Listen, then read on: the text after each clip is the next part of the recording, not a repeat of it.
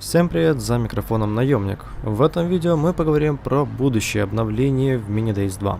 Возможно, это будет одно из самых лучших обновлений за все время игры, так как информации уж очень много.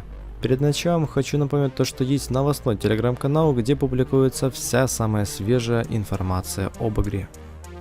Думаю, многие заждались нового обновления в игре, и всем интересно, что может быть помимо багафикса в обновлении. Мы раскопали очень и очень много информации об новом обновлении для видео. Обновление 1.4.0. В новой версии игры на базе мы уже сможем увидеть достаточно много чего нового. Первое. Здание. На нашей базе вы сможете увидеть новое здание под названием Живой Квартал.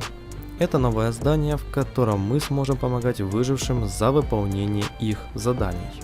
Само здание будет иметь 4 уровня прокачки, с каждым уровнем увеличивается количество слотов для заданий. Задания будут разнообразны и будут обновляться каждый день.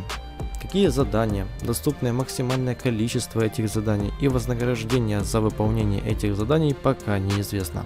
Но можно предположить, что задания будут строиться от самых легких, например, убить 15 зомби, до самых сложных, найти 7 штук огнестрельного оружия, за выполнение которых мы будем получать различные вознаграждения, например, материалы, еду, патроны и так далее.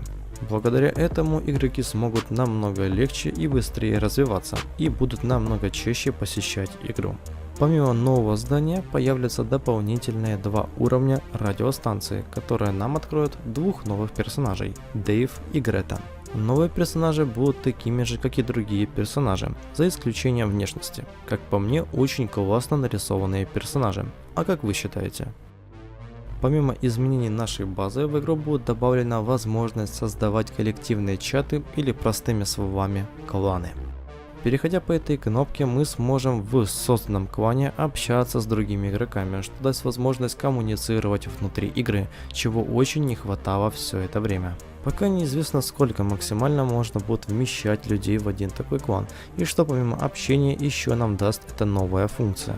Но согласитесь, многие ждали и просили разработчиков добавить подобное, и этого очень не хватало игре. Как-никак, все-таки договариваться о совместных онлайн-рейдах и рассказывать о хабаре удобней внутри игры. Но также есть еще один способ удобного общения без каких-либо ограничений в моем Discord сервере. Так, о чем это я? Помимо нашей базы, обновление коснется также и магазина. В новом обновленном магазине будут добавлены 2 новых товара под названием «Специальные ящики». Первый ящик. Данный ящик даст возможность получать лут бесплатно раз в день. Какой именно лут, пока неизвестно, но думаю, что это не будет точно горка М2 или ВСС карабин. Быстрее всего мы сможем получать лут наподобие материалов, еды и различных припасов. Насчет компонентов вряд ли. Второй ящик. Данный ящик мы сможем открыть только за бензин. По сравнению с его братом, лут, который мы сможем получить, будет намного больше. Возможно, как раз таки в этом ящике у нас будет возможность выбить больше, чем какие-то материалы или еда. Само собой, лут в этих ящиках будет выпадать случайно и в случайном количестве. Но как-никак это неплохой вариант слить бензин и попытать удачу. Новый контент. Ну как же без нового контента в игре? Давайте начнем с новой локации под названием Заповедник. Данную локацию пока неизвестно, каким образом мы сможем открыть, так как упоминания в игре о новом уровне смотровой вышки или о каком-то другом способе открытия нету. Можно предположить, что локацию мы сможем открыть после прокачки 5 или 6 уровня смотровой вышки. Новая локация, как ни странно, будет иметь вид огромного заповедника. Обитателями новой локации будут являться по большей части бандиты и животные. Если зашла речь об обитателях, вашему вниманию вы сможете увидеть новое животное под названием лось. Данный представитель животных будет иметь уникальную черту враждебности – нейтрально.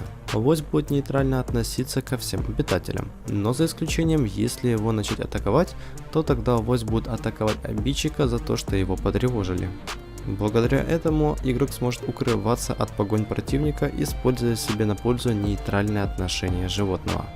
Само животное, можно предположить, будет иметь достаточно много жизни. Количество жизни будет примерно между оленем и медведем.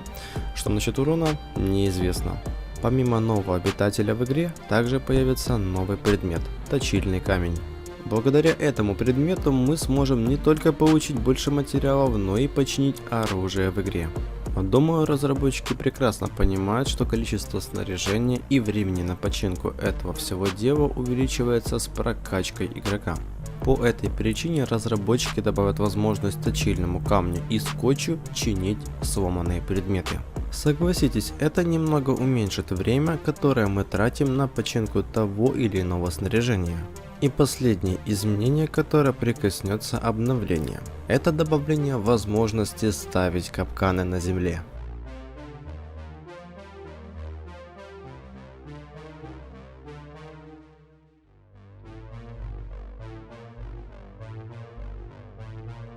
Обновление получилось прям охотничье, не правда ли?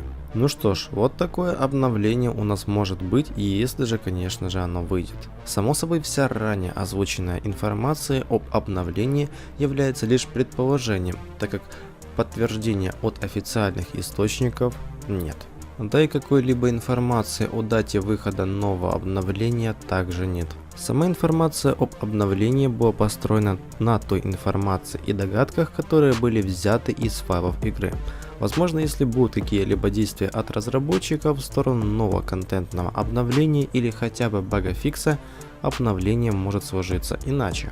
В любом случае, игра сейчас живет на догадках и игроках, которые пытаются предложить какие-то новые альтернативные развлечения комьюнити, ну и самим себе. Думаю, вы прекрасно понимаете, о чем идет речь. Ну что ж, вот такое видео получилось. Пишите свое мнение в комментариях и не забывайте поддерживать видео по любимой игре. Возможно, разработчики заметят активность и начнут действовать, так чтобы мы это видели. За микрофоном был я, Наемник. Спасибо и до скорого. Спасибо тем людям, которые помогли в создании этого видео.